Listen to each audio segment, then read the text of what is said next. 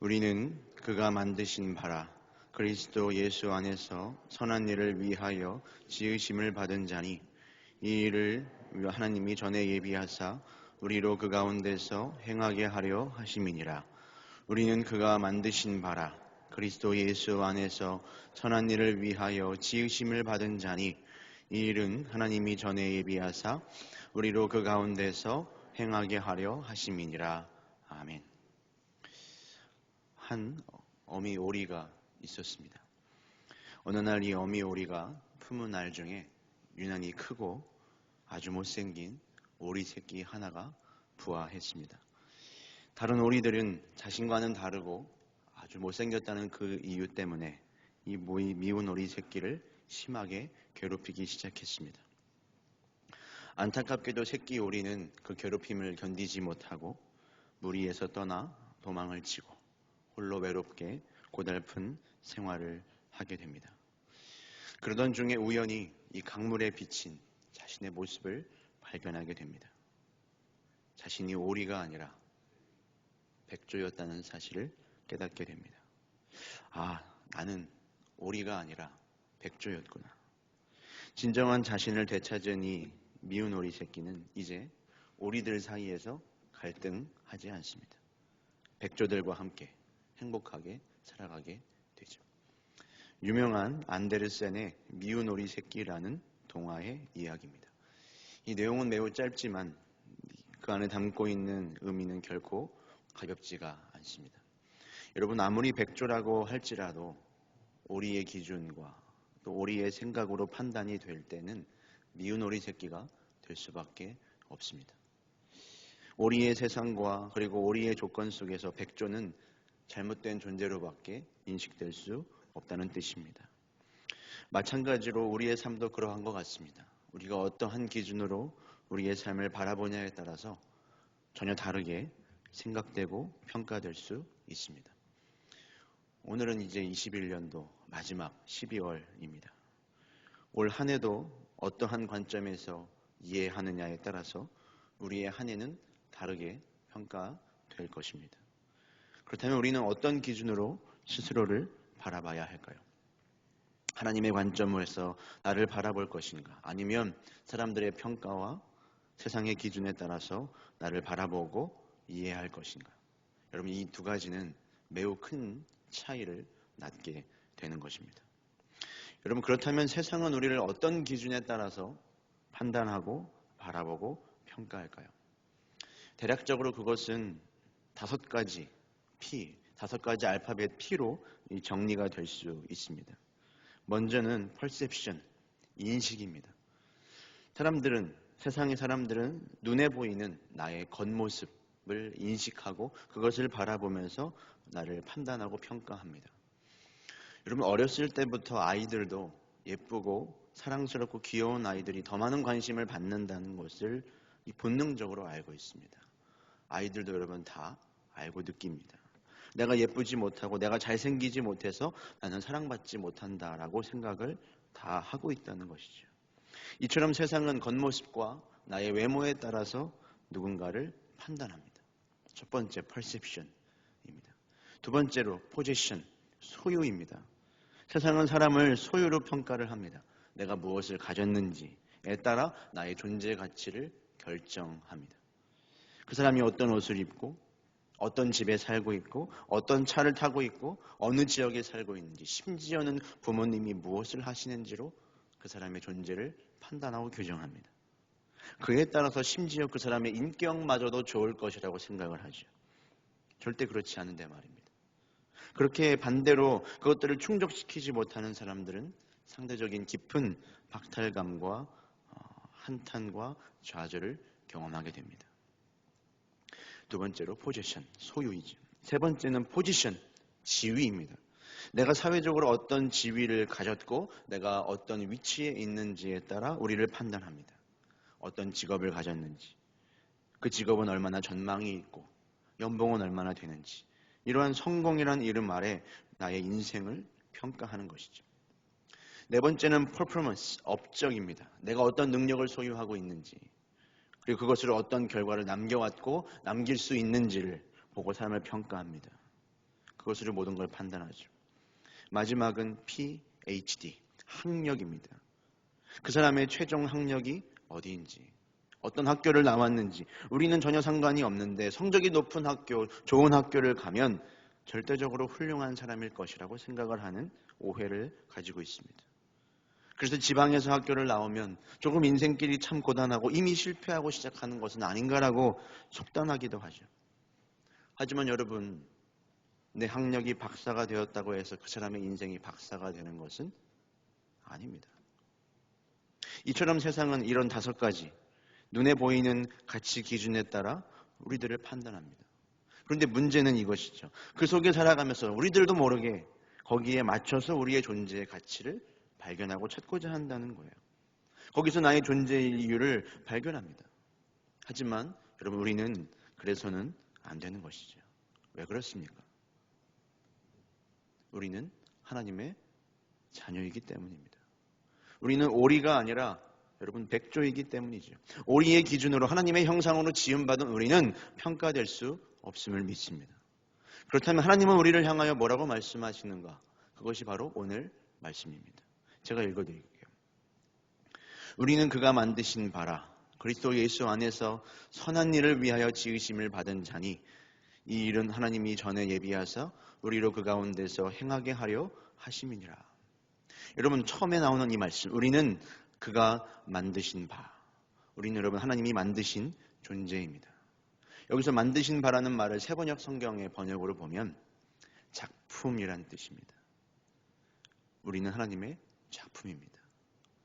헬라어 원어로 보면 포이에마라는 유명한 단어죠. 공예가, 장인이 만든 물건이나 작품을 의미합니다. 그리고 여기 이 포이에마에서 파생된 영어 단어가 우리가 잘 알고 있는 포이엠, 소설입니다. 시입니다. 우리는 하나님이 만드셨고 그래서 시처럼 아름다운 존재라는 것이죠. 여러분, 우리의 존재의 가치와 기준은 오로지 이것 하나입니다. 하나님의 형상을 따라 지음받은 아름다운 하나님의 작품. 너는 나의 작품이란다 하시는 이 하나님의 음성이 여러분의 심령에 울려지기를 바랍니다. 우리는 오로지 여기에 비춰져서 판단되고 우리의 존재의 가치는 규정될 수 있습니다. 세상은 아무리 우리가 무엇을 가졌고 무엇을 할 수 있고 어떤 일을 해야지만 괜찮은 존재라고 말을 하죠. 그래서 어떤 자리에 올라가기를 원하고 생애 주기에 맞춰서 뭔가를 이루어내야지만 잘 살아온 인생이라고 말하지만, 그래서 거기서 조금만 이탈하면 열등감에 빠지고 자기 비하에 쉽게 떨어지지만, 우리 하나님은 이미 내가 무슨 일을 했든지 어떤 능력을 가지고 있든지 가지고 있지 않든지 외모가 어떻든지 상관없이 나의 작품이다 말씀하십니다. 우리의 존재 가치는 나의 어떤 조건과 상황에 있지 않습니다. 우리를 향하여 너는 나의 작품이라고 말씀하신 하나님의 이 은혜의 선언에 있는 것입니다. 여러분, 이 시간 우리 함께 스스로 고백했으면 좋겠습니다. 우리 입술로 시인하며 고백할 텐데요. 나는 하나님의 작품입니다. 우리 함께 고백하겠습니다. 나는 하나님의 작품입니다. 우리 옆 사람을 바라보면서도 당신은 하나님의 작품입니다. 우리 이야기해 주겠습니다. 아주 오래전에 저희 집에 강아지가 하나 있었습니다. 저희 집에 강아지가 굉장히 많았는데요. 그 중에도 유난히 이 기억에 남는 강아지입니다. 왜 그랬냐 하면 이 강아지는 태어날 때부터 이 다리에 장애가 있었습니다. 이 왼쪽 뒷다리가 덜 자란 건지 아니면 생기다가 만 건지 다리가 그냥 달려만 있었습니다. 그래서 걷고 뛸 때마다 이 바닥을 딛고 이 다리가 힘을 줄 수가 없는 거예요. 거의 세 발로만 항상 뒤뚱거리며 이 강아지는 살아갔습니다. 처음 내부터부터 그랬어요. 저는 당연히 이 강아지를 보면서 걱정이 되는 거예요. 이 강아지가 잘 자랄 수 있을까? 이 밥은 먹고 다닐 수 있을까? 다른 친구들하고 얼마나 잘 어울릴 수 있을까? 조금 소외되는 것은 아닐까? 염려가 되었습니다. 그러나 그것은 순전히 인간적인 측면에서의 걱정이었어요. 강아지의 측면의 생각은 아니었던 거예요. 이 강아지가 여러분 얼마나 씩씩하게 지냈는지 알 수가 없습니다. 제일 신나게 온 집과 마당을 헤집고 다니고 심지어는 대장 노릇을 하더라고요. 그것을 보면서 그런 생각이 들었습니다. 만약 이 강아지가 옆에 있는 다른 강아지들을, 멀쩡한 강아지들을 보면서 나는 장애가 있고 나는 부족해, 나는 잘못 태어났어라는 생각을 했다면 그럴 수 없었을 것 같아요. 하지만 이 강아지는 어쩌면 자신을 만들어주신 이 하나님 창조주의 섭리 안에서 온전히 만족하며 기쁘게 살아갔던 것이죠. 하나님은 이 강아지를 보면서도 분명히 보시기에 좋았더라 말씀하셨을 겁니다. 그런데 하물며 우리는 하나님이 만드시면서 뭐라고 말씀하셨습니까? 보시기에 심히 좋았다 말씀하셨죠. 우리도 이 강아지처럼 세상적인 기준으로는 많은 결격 사유들이 있을 수는 있으나 나를 만드시고 심히 좋았다 말씀하신 이 하나님의 선언에 우리의 존재 가치가 있음을 믿습니다. 사랑하는 성도 여러분, 그렇게 하나님이 작품이라고 말씀하시고 사랑한다고 말씀하시는 여러분 자신을 하나님의 눈으로 바라볼 수 있으시기를 바랍니다. 이 사랑을 받아들이시고 스스로를 사랑할 수 있고 용납할 수 있으시기를 바라요. 여러분의 부족하고 연약한 모습이 너무나 괴로워서 사무치게 힘들어도 하나님이 사랑하셔서 작품으로 만드신 여러분의 존재를 용서할 수 있으시길 바랍니다. 여러분이 생각하는 나의 부족함과 결격의 사유들이 세상적인 기준과 생각은 아닌가요? 거기에 여러분의 존재에 이유가 있지 않습니다. 여러분들을 용서하시고 사랑하시고 모든 죄를 용서해 주신 예수님의 사랑과 그 말씀에 여러분의 존재가 있는 것입니다. 여러분, 우리가 나를 사랑하지 못하고 나를 받아들이지 못하면 끊임없이 세상적인 기준에 따라 나의 존재를 확인하러 들게 될 것입니다. 더 많은 것을 가지고 더 많은 힘을 소유해서 나의 존재를 인정받으려고 할 것입니다. 그러니 옆에 있는 다른 사람들에게 나의 불완전함을 드러내지도 못하는 것이죠. 나도 나를 사랑하지 못하는데 이런 나의 진짜 모습을 저 사람이 알면 어떻게 될까 두려워하기 때문입니다. 그러니 나를 사랑하지 못하고 나를 받아들이지 못하면 우리는 다른 사람에게도 마음을 열지 못하고 사랑하지 못하는 것이죠. 그래서 우리는 언제나 이 하나님의 절대적인 사랑과 은혜의 선언을 경험해야 하는 겁니다. 이 하나님의 사랑을 모르면 누구도 마음 깊이 자신을 사랑할 수 없고 타인을 사랑할 수 없습니다. 그렇게 하나님이 나를 향하여 뭐라고 말씀하시는지 오늘 이 은혜의 선언이 여러분들에게 들려지기를 바랍니다. 여러분은 오리가 아니라 백조입니다. 하나님이 만드신 바예요. 그렇게 말씀하십니다.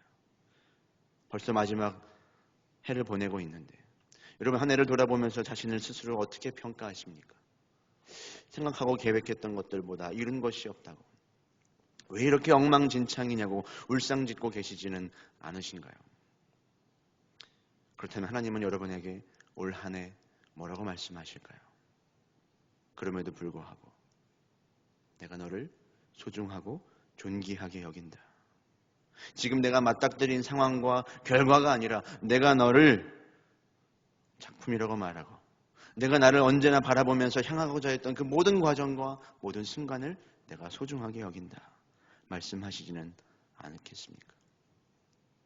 그런데 여러분 오늘 이 말씀은 여기까지도 참으로 귀하지만 여기서 끝나지 않습니다.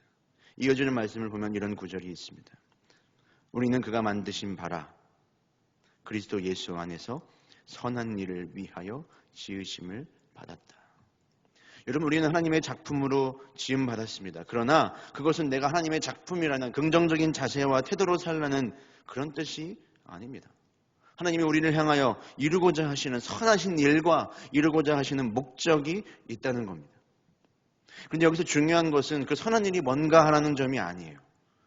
그리스도 예수 안에서인 겁니다. 그리스도 예수 안에서 선한 일을 하도록 지음받았다는 겁니다. 참된 그리스도인의 삶과 선한 일을 행하는 것은 여러분 그리스도 예수 안에서 시작하는 겁니다. 그리고 그것은 앞선 6절에서 이렇게 말하고 있죠. 제가 읽어드리겠습니다.